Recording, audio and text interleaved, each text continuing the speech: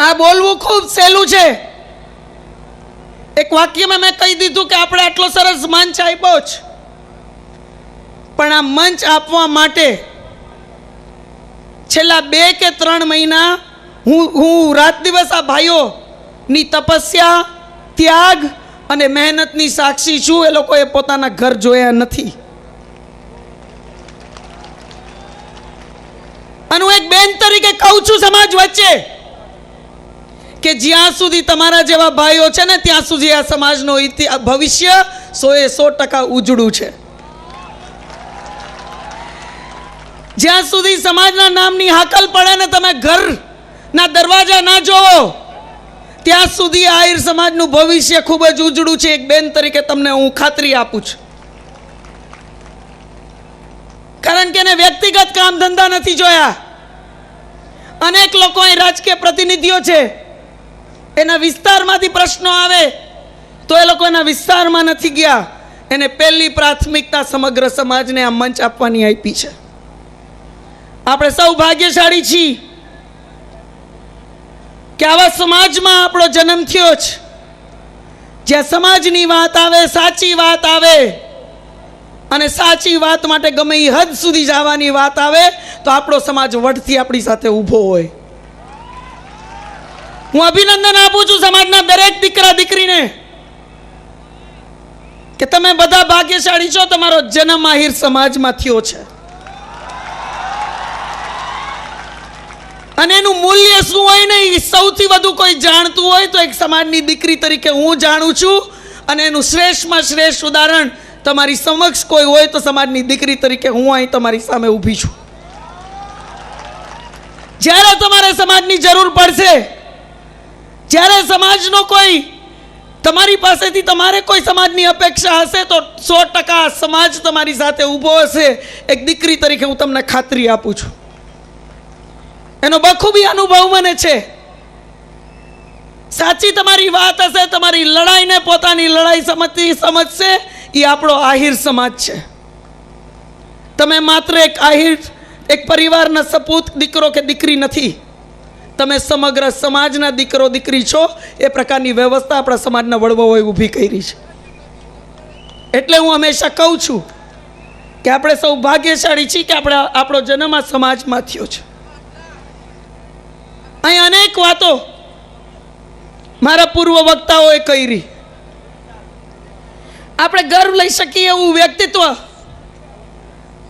સમાજને અનેરી ઓળખ જેમણે આપી, આહિરનો આશરો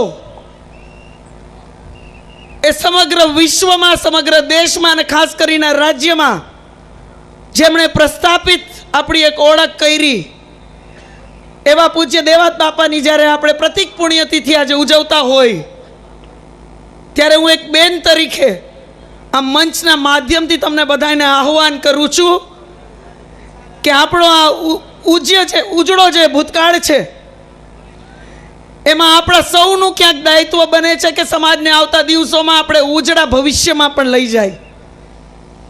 ને હંમેશા સમાજની જે યુવા પેઢી હોય છે, એ દીકરો હોય દીકરી હોય, એના સિરે જ જવાબદારી આવતી હોય છે કે આવતા દિવસોમાં એને સમાજને આગળ લઈ જવાનો છે. પણ હું પોતે વ્યક્તિગત રીતે એવું માનું છું કે જે સમાજ અને એ સમાજના જે યુવાનો છે, જો એનો ઇતિહાસ જાણતા હોય, એનું ભૂતકાળ જાણતા હોય તો જ એ આજનું એટલે કે વર્તમાન કાળનું મૂલ્ય કરી શકે અને સમાજને આવતા દિવસોમાં ભવિષ્ય કાળમાં લઈ શકે. જો તમને તમારો ઇતિહાસ, તમારો ભૂતકાળ નથી ખબર, તમારા વડવાઓના સંઘર્ષો તમને નથી ખબર, તો તમે કોઈ દિવસ તમારા સમાજને આવતા દિવસોમાં ઉજળા ભવિષ્ય તરફ નહીં લઈ જઈ શકો. સમાજનું ભૂતકાળ જાણવું, સમાજના વર્તમાનનું મૂલ્ય સમજવું અને સમાજને ઉજળા ભવિષ્ય તરફ લઈ જવું એ આપણા સૌનું કર્તવ્ય છે, સૌની જવાબદારી છે. આપણું કર્તવ્ય અહીંયા માત્ર હાજરી આપીને પૂર્ણ નથી થતું. આપણી જવાબદારી અહીંયા ખાલી હાજરી આપીને પૂર્ણ નથી થતી. આપણી જવાબદારી અહીંથી ચાલુ થાય છે. એનો પ્રારંભ થાય છે કે અહીંથી આપણે સમાજ માટે શું કરવું. સમગ્ર સમાજના આશીર્વાદથી, બધા વડવાઓના આશીર્વાદથી, વડીલોના સહકારથી આહિર સમાજની પ્રથમ દીકરી તરીકે આટલું મોટું ગૌરવવંતું પ્રતિનિધિત્વ મને પ્રાપ્ત થયું. અને એક આહિર સમાજની દીકરી તરીકે હું દરેક સમાજના અવાજ દિલ્હી સુધી પહોંચાડી શકું એવું ગૌરવ મને બધાના આશીર્વાદથી પ્રાપ્ત થયું. પણ મેં એક જનપ્રતિનિધિ તરીકે મારો અનુભવ આ નવા આપણા ધારાસભ્યો ભાઈ શ્રી અમરીશભાઈ, અમે બે ભાઈ બહેન જોડિયા હતા ત્યારે પણ મેં આ વાત કરી હતી.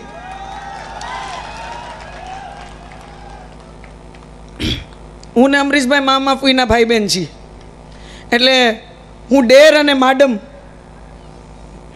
નું બહુ જબરજસ્ત મિશ્રણ છું.